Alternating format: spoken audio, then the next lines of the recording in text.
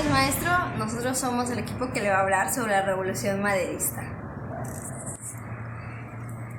La Revolución Mexicana no comienza el 20 de noviembre como muchos piensan. De hecho, comenzó con hechos anteriores a ella, como la opresión y la reelección que hacía Porfirio Díaz, que hartaron al pueblo y hasta a gente rica de lo que hacía.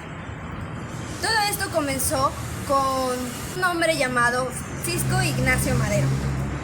Él estudió comercio en Estados Unidos y Francia. De hecho, este último lugar fue donde se interesó más por el espiritismo. Francisco Ignacio Madero fue el que inició la Revolución Mexicana con su Revolución Maderista.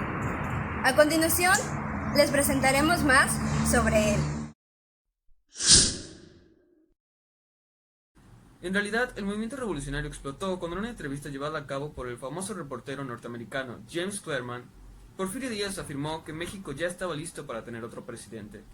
Por lo que el 15 de abril de 1910, Francisco Ignacio Madero y Francisco Vázquez Gómez fueron elegidos candidatos por el partido antirreeleccionista para la presidencia y vicepresidencia respectivamente. Porfirio, como todo buen político, decidió retirarse de sus palabras y postularse otra vez. Y para asegurar mantenerse en el poder, Porfirio Díaz decide arrestar a Francisco y Madero, acusándolo de sedición y de rebelión contra el gobierno, evitando así su candidatura y ganando las elecciones. Francisco Madero se enfada, se fuga de la prisión y se dirige a San Antonio, Texas, en donde en conjunto con compañeros antirreeleccionistas redacta lo que hoy se conoce como el Plan de San Luis Potosí, en donde se llama al pueblo a levantarse en armas, a desconocer la presidencia de Porfirio Díaz y convocar unas nuevas elecciones. Y con ellos empezaron los preparativos para un levantamiento armado y además que Francisco Madero entrara de nuevo al territorio mexicano. Se pretendía que sea el 19 de octubre de 1910, pero las autoridades porfiristas descubrieron la conspiración e intentaron apagar los primeros signos de rebeldía. Sin embargo, la lucha ya estaba en proceso, pues la causa había llegado a oídos de la población del norte y del occidente, en donde también empezaron pequeños movimientos armados en enero de 1911. Los peones que se sumaron a la guerra fue para luchar con sus hacendados y no contra ellos, pues los hacendados terratenientes de Madero les provenían de armas. En Sonora, los hacendados y peones tenían una relación que incluía hasta protección. Francisco y Madero entró a territorio nacional. En los siguientes meses se le fueron sumando caudillos importantes, como Emiliano Zapata de Morelos, Ambrosio y Francisco Figueroa provenientes de Guerrero, la alianza de Pascual Orozco y Francisco Villa.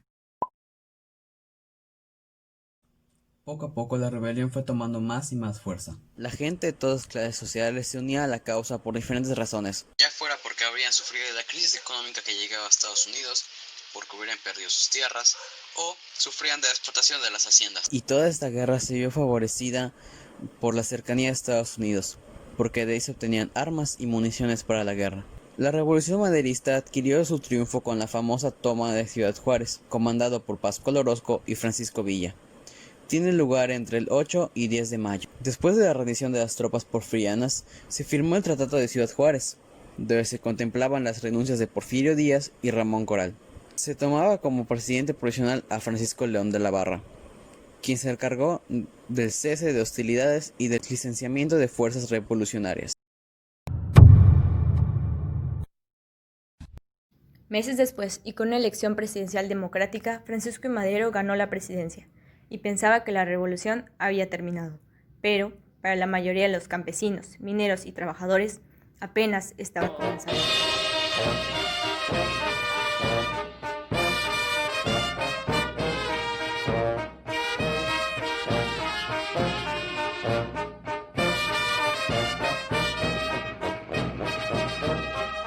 Cuando Francisco I. Madero subió a la presidencia y comenzó sus labores, el 24 de noviembre se dio a conocer por parte de los zapatistas el Plan de Ayala, pues la devolución de sus tierras a los campesinos no había sido concedida. Pascual Orozco también se levantó en armas porque tampoco estaba conforme con las acciones tomadas y las que no se habían hecho. Aunque anteriormente se podría decir que se contaba con la ayuda de Estados Unidos, para esos momentos no, puesto que el gobierno de este país veía la posibilidad de verse afectados por las medidas del presidente. Durante el gobierno de Madero se iniciaron varias conspiraciones en su contra, que, aunque la mayoría fracasaron, como es el caso del intento de golpe de Estado de Félix Díaz o el de Bernardo Reyes, quienes posteriormente fueron encarcelados, el gobierno comenzó a flaquear.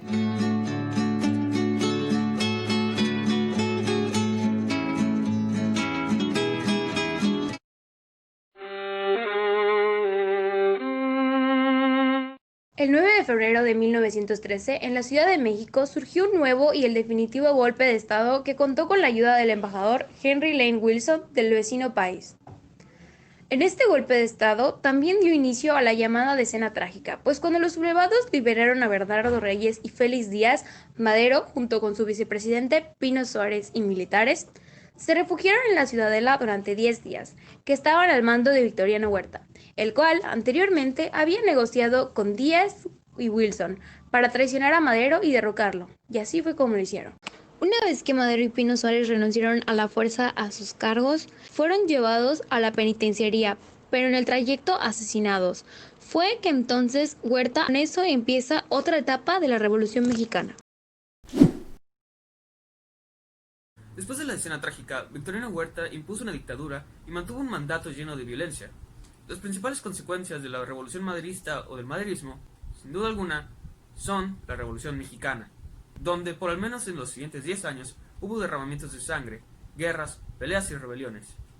Algo muy importante que debemos recordar de Francisco es su principio de no reelección, que sigue vigente en la actualidad.